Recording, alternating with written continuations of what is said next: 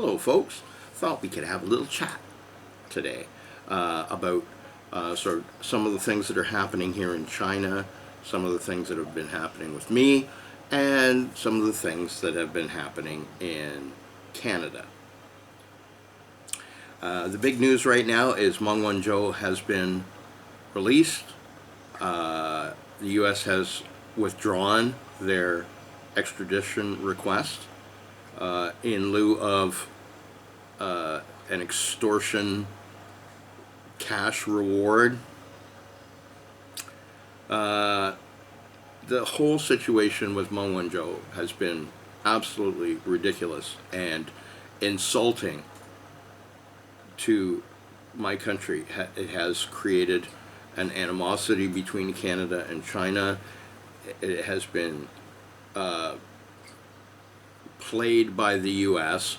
When Trump was still president, he did suggest that he would be willing to release her in exchange for some stuff, which really highlighted the fact that the whole thing was politically motivated. She was arrested in an airport. Now, an airport is not technically considered the country until you go through immigration. So technically she was arrested for being in Canada without actually being in Canada. So that, right off the face, was absolutely ridiculous. She was accused of committing fraud, basically by not disclosing a connection between a company that she was working with, her company was working with, and Iran. And Iran being sanctioned and other countries not being allowed to conduct business with other countries because America doesn't like them is on its face ridiculous. That the U.S. gets to dictate to all the countries of the globe who they cannot associate with. That just frosts me, you know. The judge in the case was getting very upset with the American prosecutors, who would refuse to divulge any concrete evidence they had.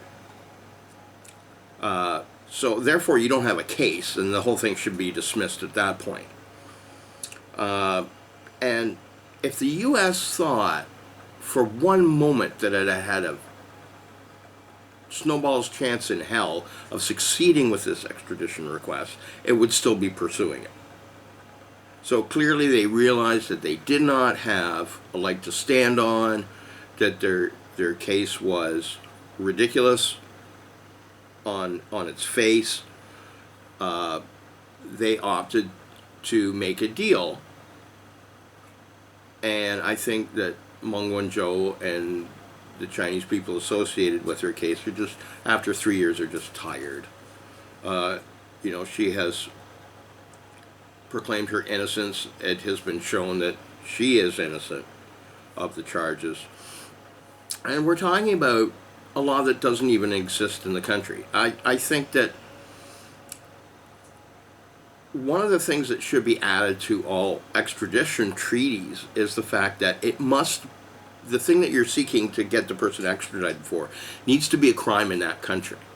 Like if you commit murder, of course, okay, you got the murderer, now you want to extradite him back to his country or her country, fine, no problem. But basically she had to go through this 3-year traumatizing event because of U.S. sanctions, which is siege warfare, which is illegal. You know, like, we could go on for hours about this kind of nonsense. So I'm just so pleased that Meng Wanzhou gets to come home. And I am angered that Canada had anything to do with this nonsense, and I am furious at the United States for playing these little stupid games and this little political theater nonsense. It's this juvenile, these people are idiotic. they're imbeciles. I mean, you just look at what's happening in America right now. They're imbeciles. And I'm not talking about the American people. I'm talking about the American government. You have Marjorie Taylor Greene. It's like, oh my God, how can you elect these idiots?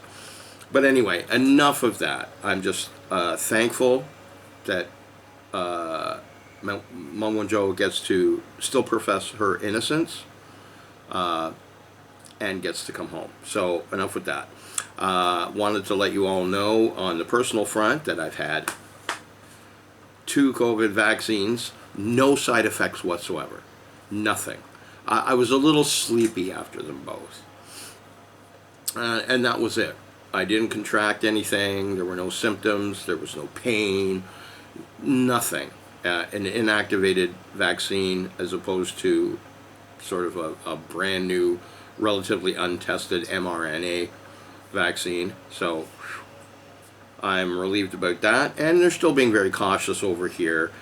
We have our little green square showing that, you know, we haven't contracted anything. And there have been no cases in my town up to this date since the beginning. The job market has changed considerably. All foreign teachers, English teachers in their country that are doing online lessons, that's been stopped.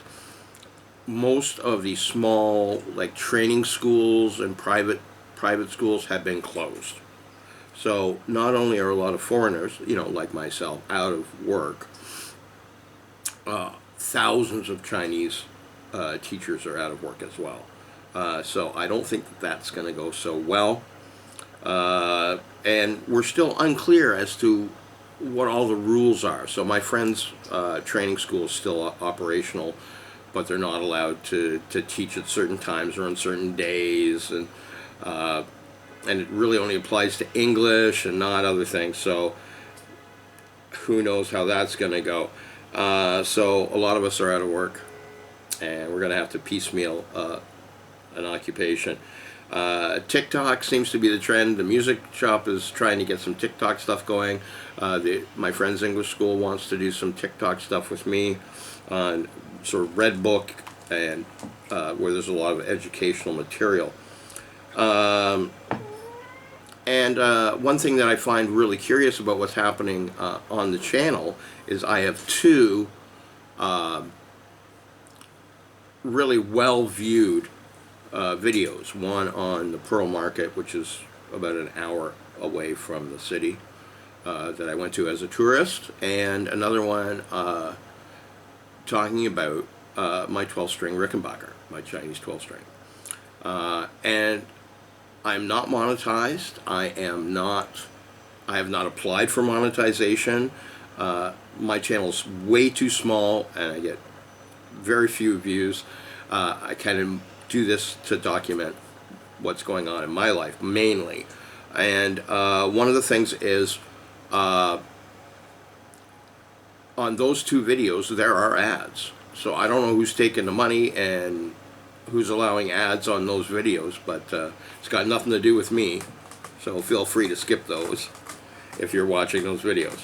I think that's about it. I'll be doing some touring around stuff and all that kind of thing. Maybe do a video on my friend's English school. So I hope you'll be with me on that. Thank you to all my subscribers. Please, if you're not subscribed, 95% or so are not subscribed. So just click that little subscribe button, make a guy happy. I got a birthday coming up, trying to arrange to explain what a potluck is, and have a little music show on my big 6-0 birthday, which is coming up in the first week of October. And of course we have National Day on the 1st of October, so it's going to be an interesting time over the next couple of weeks, and I hope you'll stick around and we'll see what we can come up with for you. Bye for now.